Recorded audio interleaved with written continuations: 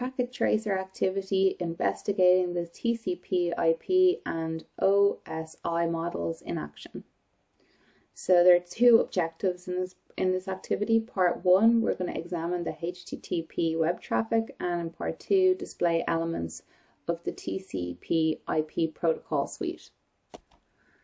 So let's jump straight into part 1, examine HTTP web traffic. In part 1 of this activity, I will use packet tracer PT simulation mode to generate web traffic and examine the HTTP. Step 1, switch from real-time to simulation mode. In the lower right-hand corner of the packet tracer interface are tabs to toggle between real-time and simulation mode. The packet tracer always starts in real-time mode, in which networking protocols operate with realistic timings. However, a powerful feature of packet tracer allows the user to stop time by switching to simulation mode. In simulation mode, packets are displayed as animated envelopes. Time is event-driven, and the user can step through the networking events. A. Click the simulation mode icon to switch from real-time to simulation mode. Next, we have to select HTTP from the event list filters. HTTP may already be the only visible event, just here. Click Edit Filters to display the available visible events.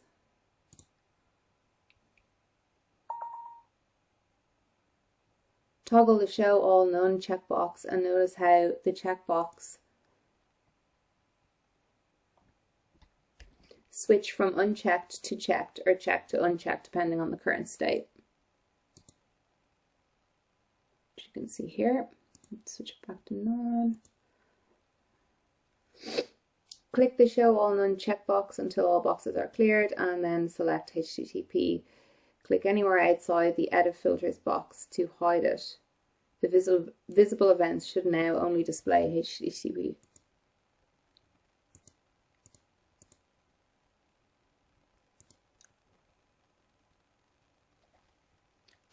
Moving on, step 2, generate web HTTP traffic. Currently the simulation panel is empty. There are 6 columns listed across the top of the event list with the simulation panel. As traffic is generated and stepped through, events appear into the list. The info column is used to inspect the contents of a particular event. So we can see, yeah, the simulation panel is empty and we have viz, timesec, last device, at device, type listed. Note, the web server and web client are displayed in the left pane. The panels can be adjusted in size by hovering next to the scroll bar and dragging left or right when the double-headed arrow appears. Like so, this double-headed arrow is here. I'm going to drag from left to right. A. Click Web Client in the far left pane. B. Click the Desktop tab and click the web browser icon to open it. C. In the URL field, enter www.osi.local and click Go.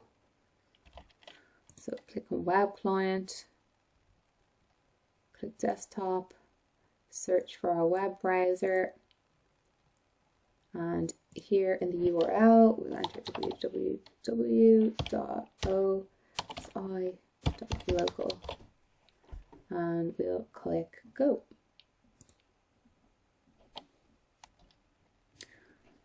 Because time in simulation mode is event driven, I have to use the Capture Forward button to display network events. D. Click Capture Forward 4 times. There should be 4 events in the event list. Look at the web client page, browser page. Did anything change? So we go down here and 1, 2, 3, 4. So we just click on web client and we can see that this is now changed and it says you have successfully accessed the home page for the web server. Moving on to step 3, we will now explore the contents of the HTTP packet. A. Click the first colored square box under the event list info column. It may be necessary to expand the simulation panel or use the scroll bar directly below the event list. Okay, so we click on the first box. The PDU information at device web client window displays. In this window there are two tabs, OSI model and outbound PDU details, which we can see here. Because this is at the start of the transmission. As more events are examined, there will be three tabs displayed, adding a tab for inbound PDU details. When an event is in the last event in the stream of traffic, only the OSI model and inbound PDU details tabs will be displayed. B. Ensure that the OSI model tab is selected. Under the Out Layers column, ensure that the Layer 7 box is highlighted. What is the text displayed next to the Layer 7 label? We can see that it is HTTP. Is listed in the numbered steps directly below the In Layers and Out Layers box. We can see here the HTTP client sends a HTTP request to the server. C. Click Next Layer. Layer 4 should be highlighted. What is the DST port value? Well, we can see here the DST port value is 80. D. Click Next Layer, Layer 3. Should be highlighted. What is the destination IP value? Well, we can see it's here. It's 192.168.1.254. E. Click Next Layer. What information is displayed at this layer? Well, we can see the Ethernet 2 header, and where it is displayed along with source and MAC address. Moving on, we're now going to click the Outbound PDU Details tab. Information listed under the PDU details is reflective of the layers within the TCP-IP model. Note, the information listed under the Ethernet 2 section provides an even more detailed information that is listed under Layer 2 on the OSI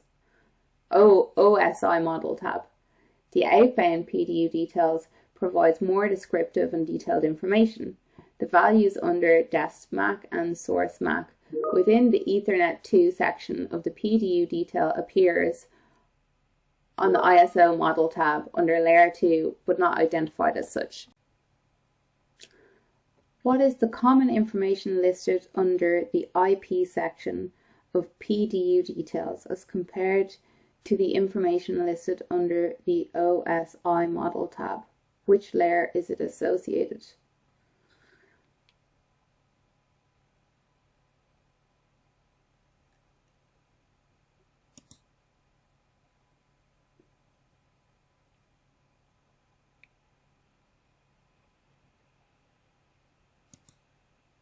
The IP section, we can see that the SCR IP information and the destination IP is listed, which is at Layer 3.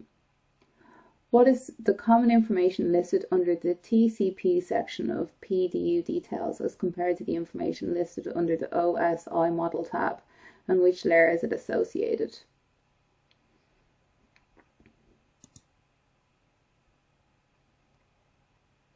So here we have the TCP section, and we may recognize the destination port as 80, which we saw previously on the OSI model listing, and the SRC port as well. So we can see this in Layer 4, the SRC port 1025 and the destination port as 80, so Layer 4. What is the host listed under the HTTP section of the PDU details? What layer would this information be associated with under the OSI model tab? Let's have a quick look And our host is www.osi.local. The layer this information is associated with would be layer 7. Moving on to G, click the next coloured square box under the event list info column. Only one layer is active, not grayed out. The device is moving the frame from the buffer and placing it onto the network. So let's have a look at that. So we'll just click on the next box and we can see that is correct.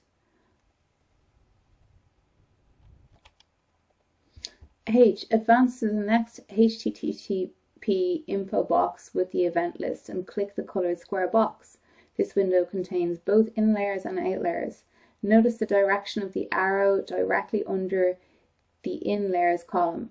It is pointing upward, indicating the direction of the information is travelling. Scroll through these layers, making note of the items previously viewed.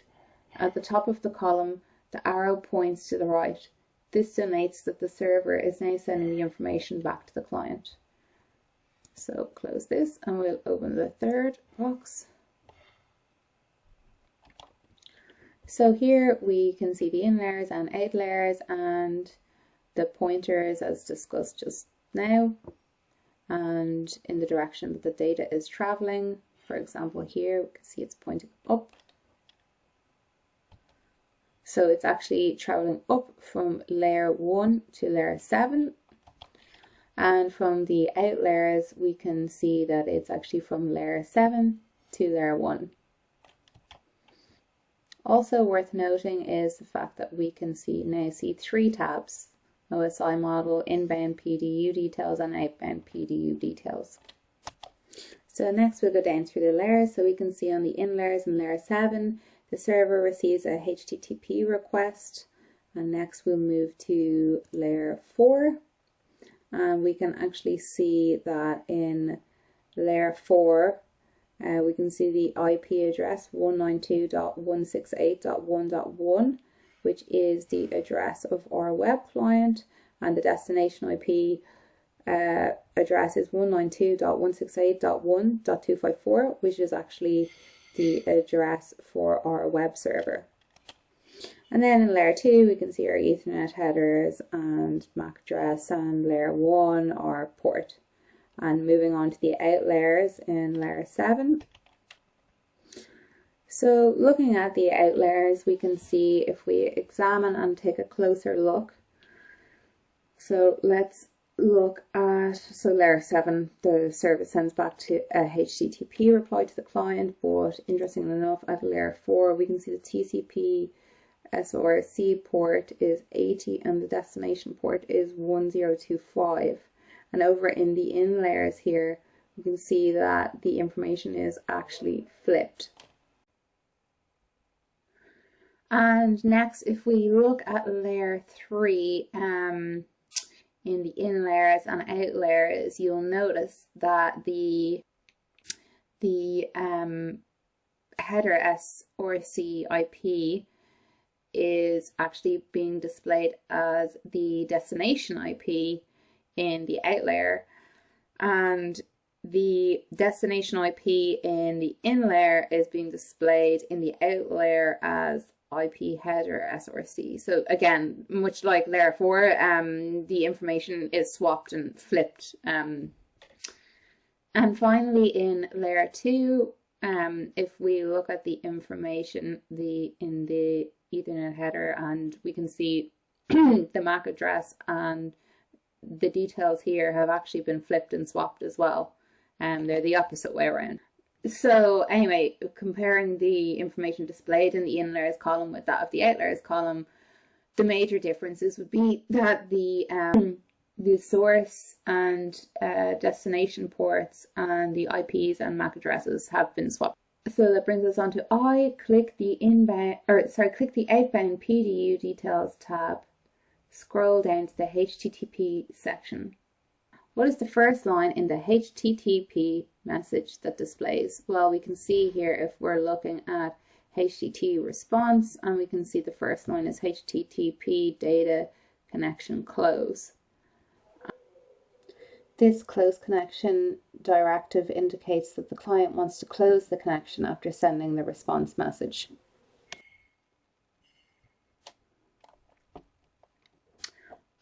J, so now we're going to click on the last colored square box under the info column, and it's asking how many tabs are displayed with this event and why.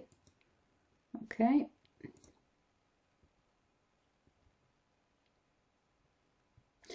Here we can see two tabs, our OSI model and inbound PDU details.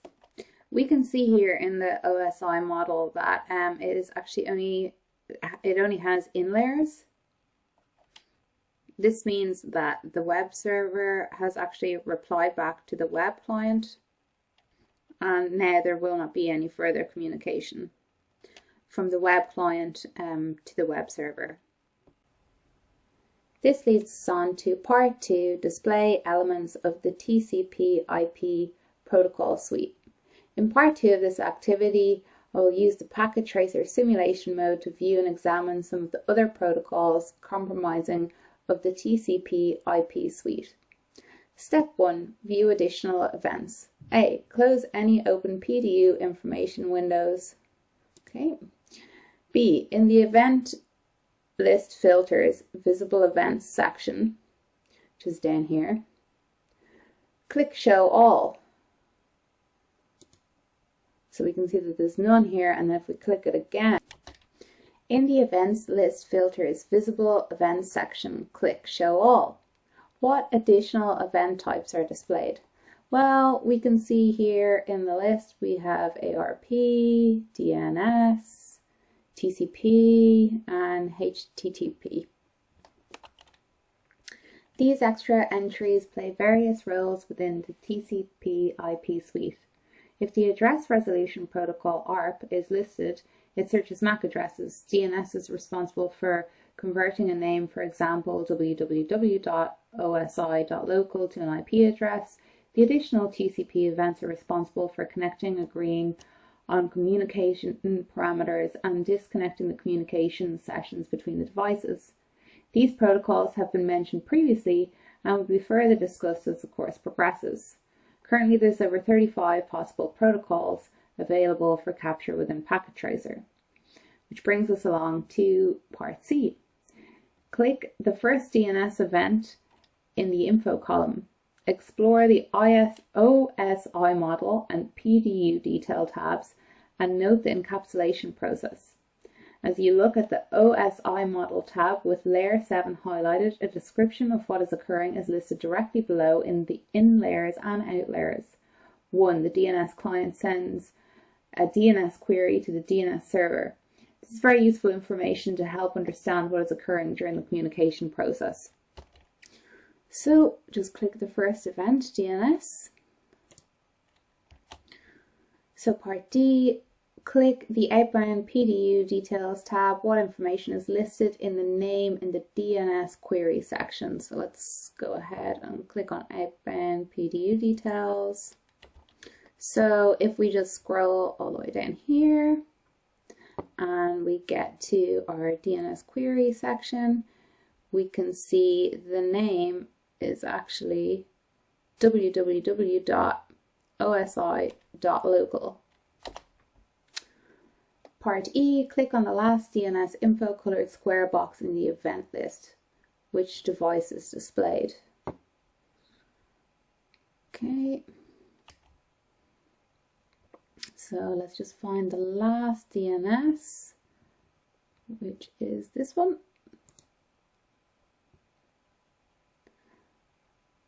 And which device is displayed? We can see it's the web client device.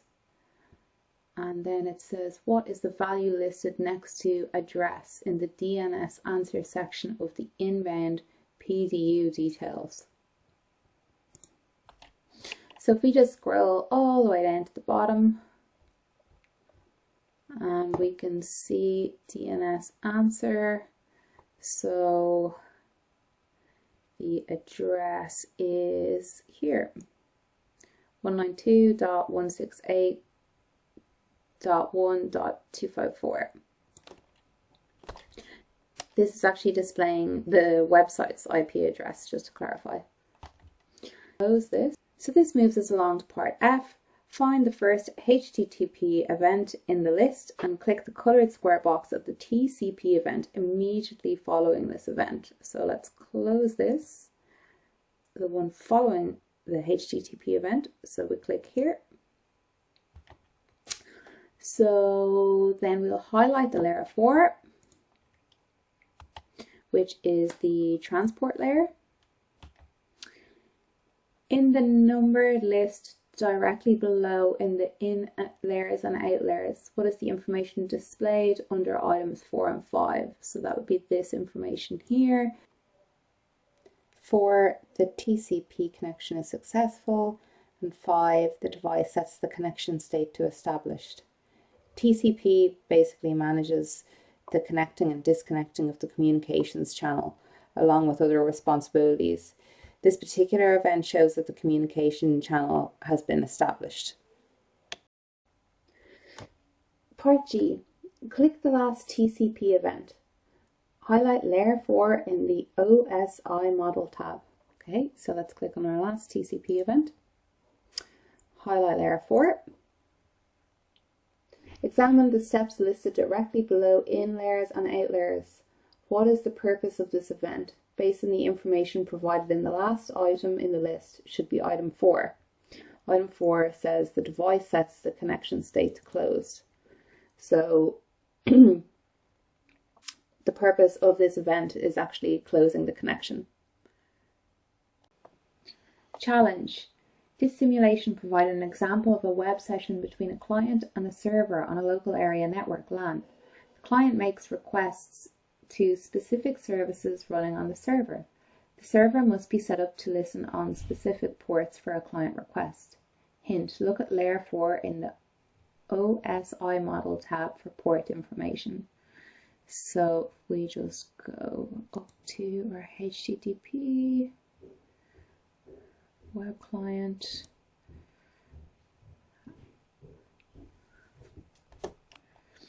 based on the information that was inspected during the packet tracer capture, what port number is the web server listening on for the web request? So if we just look in layer 4 here, we can see the destination port is 80 going to the web server. And that brings us to the final part. What port is the web server listening on for a DNS request? So we'll just click on DNS client, and here we can see that the destination port is 53. And that brings us to the end of this activity.